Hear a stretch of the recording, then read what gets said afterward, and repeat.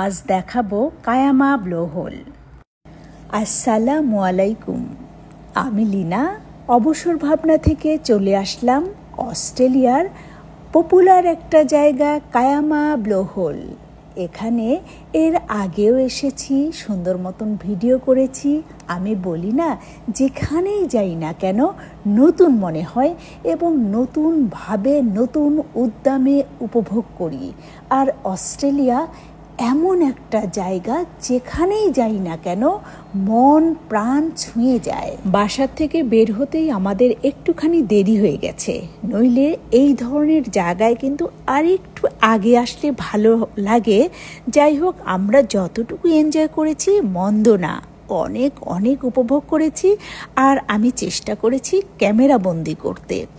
আমার হাজব্যান্ডও কিন্তু তার ক্যামেরায় বন্দি করে নিচ্ছে।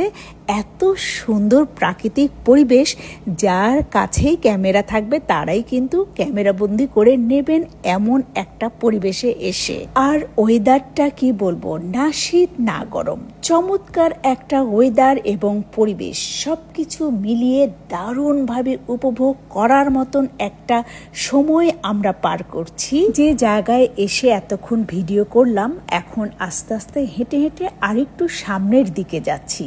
যত সামনের দিকে যাচ্ছি ততই মনে হচ্ছে আরও সৌন্দর্য আমাদের চোখে পড়ছে। এই যে আমি বসে বসে কিন্তু প্রাকৃতিক একটা যে সৌন্দর্য সেটা উপভোগ করছি।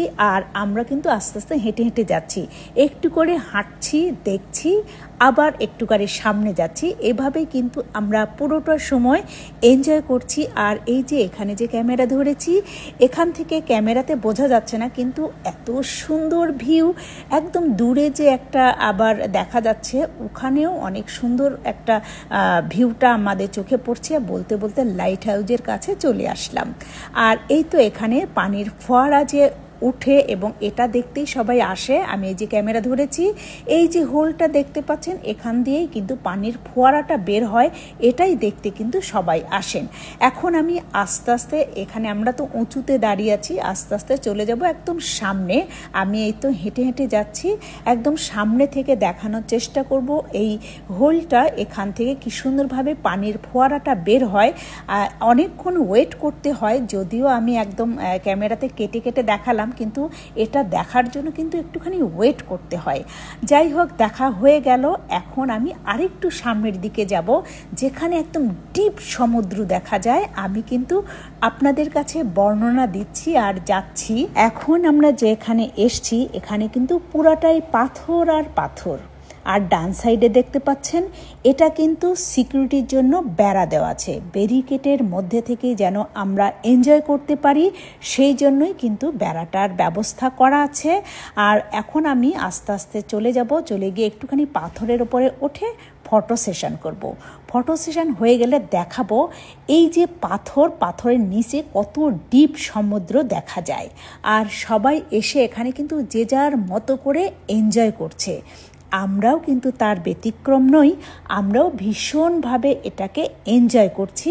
আর আমি একটা উঁচু পাথরে দাঁড়িয়ে আস্তে আস্তে ক্যামেরা ধরে দেখানোর চেষ্টা করছি যে আমরা কত উঁচুতে দাঁড়িয়ে আছি এবং এই ভিউটা উপভোগ করছি। এখন কিন্তু গধূলি বেলা, একটু পরেই সন্ধ্যা নামবে।